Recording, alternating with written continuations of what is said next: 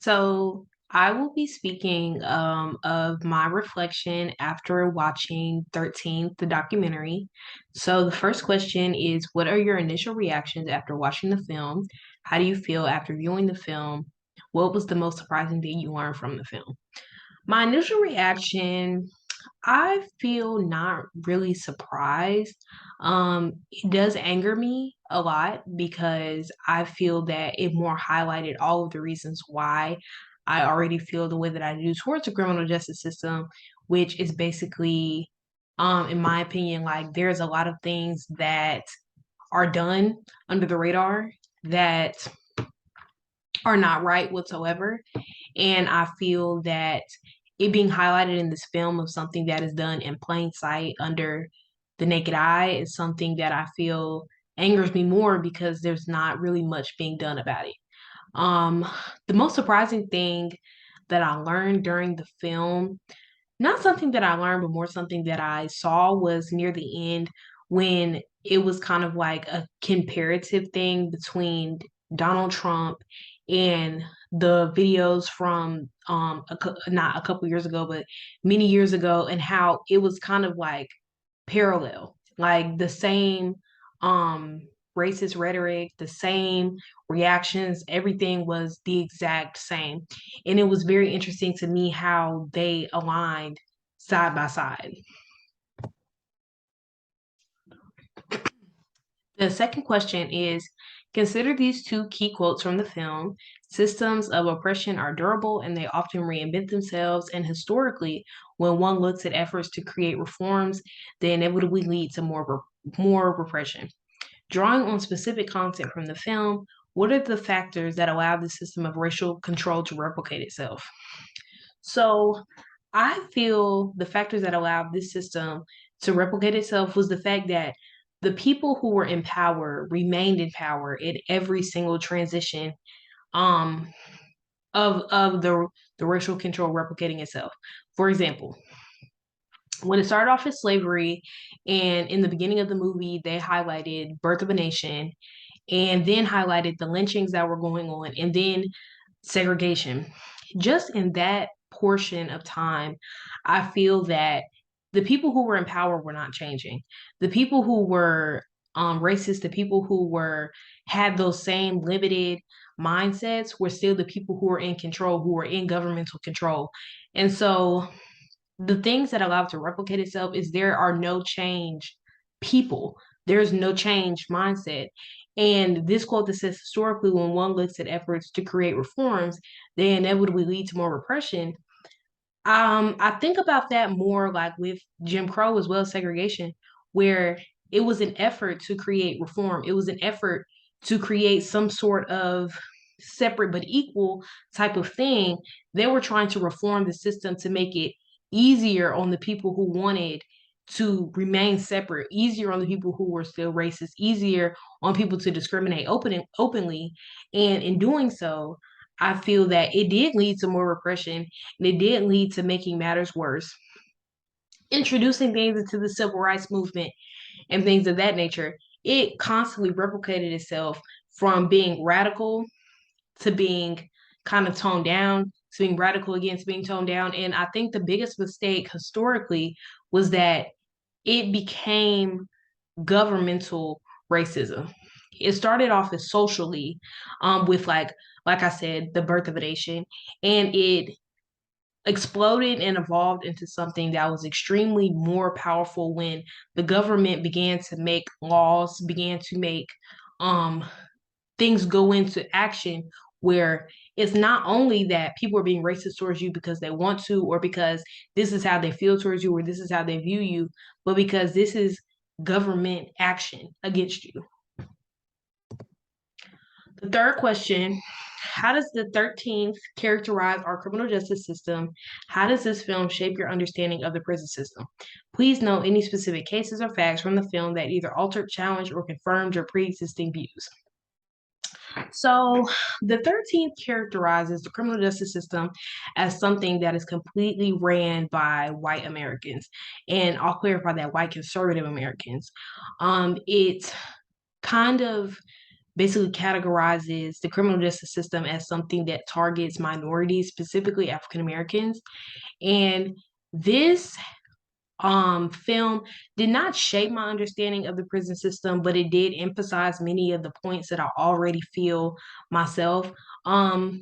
A couple things that I want to highlight was when they talked about the war on crime, or the war on drugs rather.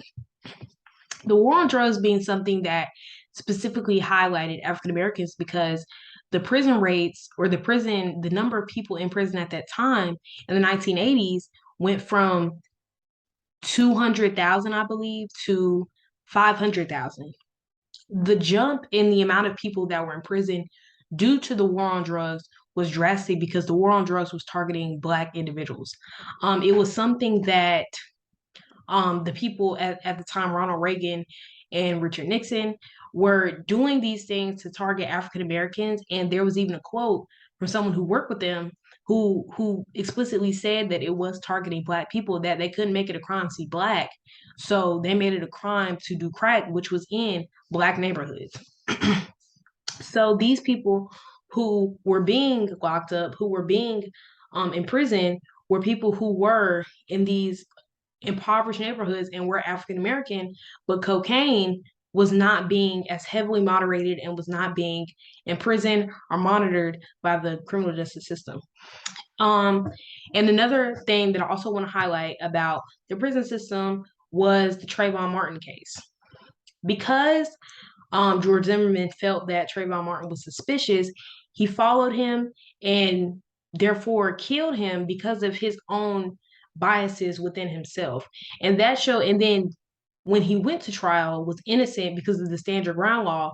And this further emphasizes the point that I previously stated about the fact that I believe government control over these certain biases makes it even more difficult to navigate the difference between someone claiming that this is self-defense and someone claiming that this is racially motivated, because you are backed by the government no matter what it is. And I feel that um helped me see and emphasize how I already felt towards the criminal justice system.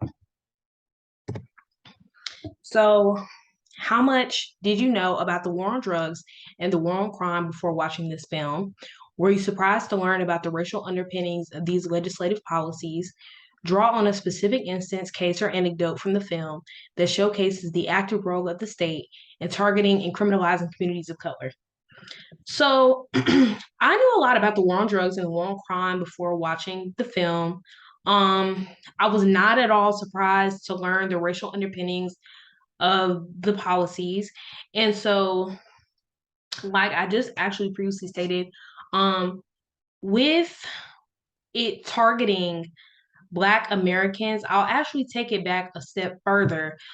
During the civil rights movement, when they stated in the film that being arrested was white people's worst nightmare, and being arrested at that point was what Black people were actually intentionally trying to do, because you're seeing footage of so many 20 to 30 Black people in one cell being recorded. I feel that it was almost something that was very interesting because they were intentionally being arrested. And it did feed into the narrative that at this time, a lot of people were trying to give Black people that we were killers and murderers, that activists were killers and murderers and criminals, when that was not true. But they were able to control Black people by arresting them, by putting them into jail, by arresting them, by beating them in the streets, by putting them out there as criminals in order to get that narrative further. And so, and even with this, I can also speak on how the war on drugs affected African Americans again, about how crack cocaine was criminalized, but cocaine was not criminalized. It was almost kind of like, I know that they talked about the um comparison of, I think it was like 100 grams of cocaine would get you what, like a half ounce of crack cocaine, sentencing wise, could get you. And I feel like that was very interesting because it showed how it was not a war on drugs at all. It was a war on African Americans. Okay, so after watching this film, Return to the strain and cultural deviance theories that we read about in our text. Select one theory and evaluate this theory in light of the documentary The 13th. How might this theory be expanded or modified to incorporate some of the causes of crime highlighted in this film? Be specific and represent key information from the film. So I feel like Merton's Anami theory is something that I feel could be expanded or modified to incorporate. I feel that the theory more emphasizes the effects of impoverished people and how that can lead into crime due to them being an impoverished group and how they don't have the same opportunities as other people. And I feel that this is accurate because um, what I felt like was very interesting was when they were talking about the war on drugs. I felt that when they were saying like fathers were being taken out of homes, it was very interesting because as that generation got older and moved forward, they began to paint Black households as fatherless, and they even talked about that as the super predator generation, that they were growing up without fathers. They were growing up in a drug society. They were growing up whatever, like Hillary Clinton and her husband Bill Clinton, calling them super predators, and that going around in the media, where it was a result of the war on drugs. You're taking away their parents, you're taking away the people in their communities, and then you expect them to be able to become model citizens without the model role models who are supposed to be there to help them, who are supposed to be there to lead them. And there were no opportunities for them like there were for other people to be able to be successful citizens. And lastly, number 6, the film brings about broad ideas about race relations and criminal justice in this country. How can you connect these themes to a personal experience? For example, do you feel you have advantages or disadvantages based on your race, gender, sexual orientation, economic status, or any other factors? How can they have impacted your chances of encounters with the criminal justice system? So I feel that because I'm African American, I'm a lesbian, and I'm also a woman, I think that I face 3 different disadvantages with that alone. I feel like in all of those 3 different sectors, I feel that I face a disadvantage in each one of them. So being African American, I feel that even the things that I've discussed all the way up to this point, and at the end of the film, they were speaking about the Black Lives Matter movement and Khalif Browder and things of that nature. It's a very hard time in society right now because the I know they didn't talk about that in this movie, but even with um the police brutality and past with different cases throughout time in America, I feel like it's very hard as an African American to be able to maintain in a society like this where so many government institutions are made for us to fail. The criminal justice system, there's police out here who specifically target African Americans. As a lesbian at that is even more difficult because of the fact that the LGBTQI community has had an even harder time maintain or getting over those stumbling blocks as well. While the civil rights movement, while all these things were going on, that intersectionality of being Black and gay, or being um Middle Eastern and gay, or being a minority and gay still was going on during this time, and it caused an issue as well. And then with being a woman, it causes an issue because of the gender norms that have been normalized in society. And so I feel that um it has been difficult for me to be able to have certain opportunities over others growing up. Um, and I think that it does cause me to kind of steer clear of certain situations, especially when it comes to police, because though I want to go to law school, I feel that, there's still certain police to this day who target African Americans. So I feel that it's extremely difficult for me to navigate in those type of environments when I feel the way that I do. So in closing, to wrap up all of these things, I feel as though 13th was a very good film that emphasized the criminal justice system, that emphasized the prison system, and how those things are kind of built a wall around minority groups in America. And I feel that that film emphasizes how much more it's going to take for these systems to be broken down. And we will really look at the root of those things. I feel like it can be done, but I feel like it's going to take a joint effort. Thank you.